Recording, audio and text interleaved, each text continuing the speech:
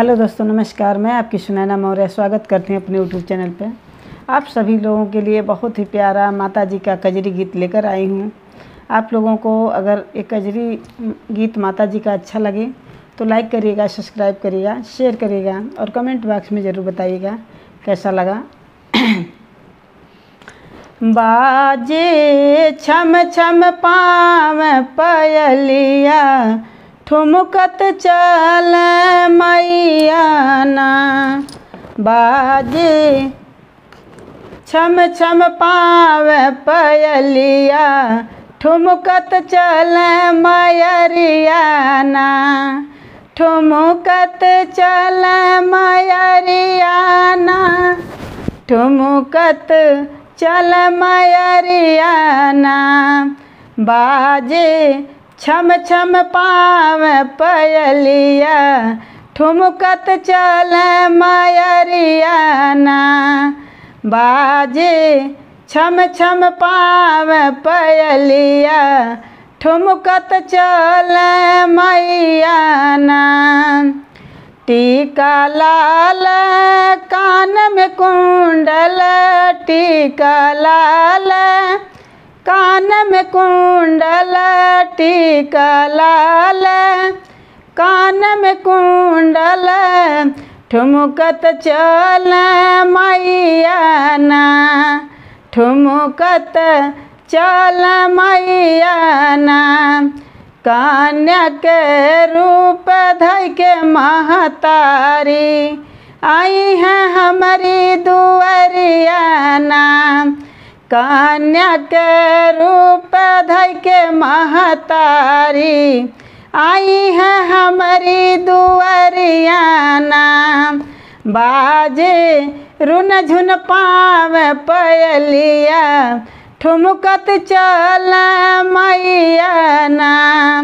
बाजे रुन झुन पाँव पयलिया, ठुमकत चल मैरिया ना।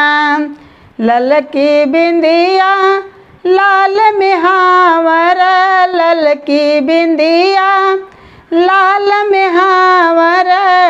ओढ़े लाल चुनरिया ना, ओढ़े लाल चुनरिया ना। ओढ़े लाल चुनरिया ना। बाजे छम छम पाँव पयलिया, ठुनकत चल मैरिया ना। बाजे छम छम पाँव पयलिया, ठुमकत चल मैया ना। बीच अंगनवा में चौक पुरावत, बीच अंगनवा में चौक पुराए। बीच अंगनवा में चौक पुराए, गुजेला जय जय करिया ना। गुजेला जय जय करिया ना, गुजेला जय जय करिया ना। बाजे छम छम पाँव पयलिया, ठुमकत चल मैया ना। बाजे छम छम पाँव पयलिया, ठुमकत चल मैया ना। निबिया के डरिया में झुलुआ लगाईबा, निबिया के डरिया में झुलुआ लगाईबा। झुलुआ लगाईबा हो, झुलुआ लगाईबा। डारब रेशम की डोरिया ना, डारब रेशम की डोरिया ना। झुलुआ झूला सातो बहिनिया, छम छम बाजे पयलिया ना।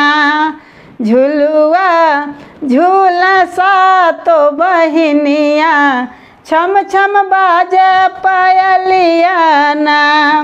झुलुआ झूला सातो बहिनिया, छम छम बाजे पयलिया ना।